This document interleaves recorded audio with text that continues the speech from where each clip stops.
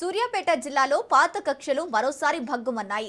చింతలపాలెం మండలం కెస్టాపురంలో రెండు వర్గాల మధ్య ఉద్రిక్తత పరిస్థితులు నెలకొన్నాయి. దాదాబూడే వర్గానికి చెందిన వ్యక్తులు షేక్ ఆలే సైదా ఇంటిపై దాడికి పాల్పడినట్లు ఆరోపణలు వెల్లువెత్తుతున్నాయి. ఈ దాడిలో ఇంట్లో ఉన్న టీవీ, ఫ్రిడ్జ్, టూ వీలర్ సహా సామాన్లు పూర్తిగా ధ్వంసమయ్యాయి. ఘటనలో ముగ్గురికి గాయాలు కాగా ఒకరి పరిస్థితి విషమంగా ఉండటంతో ఆసుపత్రికి తరలించారు. సమాచారం అందుకున్న పోలీసులు కేసు నమోదు చేసుకుని దర్యాప్తు చేపట్టారు.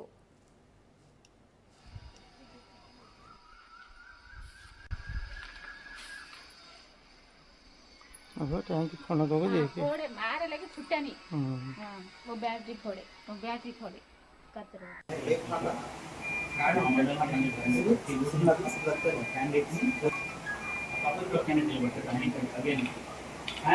बोल ये विनुक्त हॉस्पिटल हुजूरनगर रोड शेखुंद्रा बयట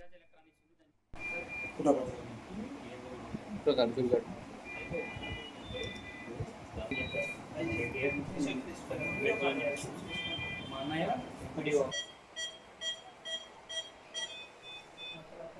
మాజీ ఎంపీటీసీ సార్ కొద్ది ఊళ్ళో కొద్దిగా ఆ పనులు ఈ పనులు చేస్తున్నా ఇంకా బతికిచ్చే పని లేకుండా చేస్తారు సార్. అది జరిగింది. నా మీద అయితే బాగా కన్నుంది. నేను కొంచెం జాగ్రత్తనే తిరుగుతున్నా, అసలు బయటకు కూడా రాకుండా.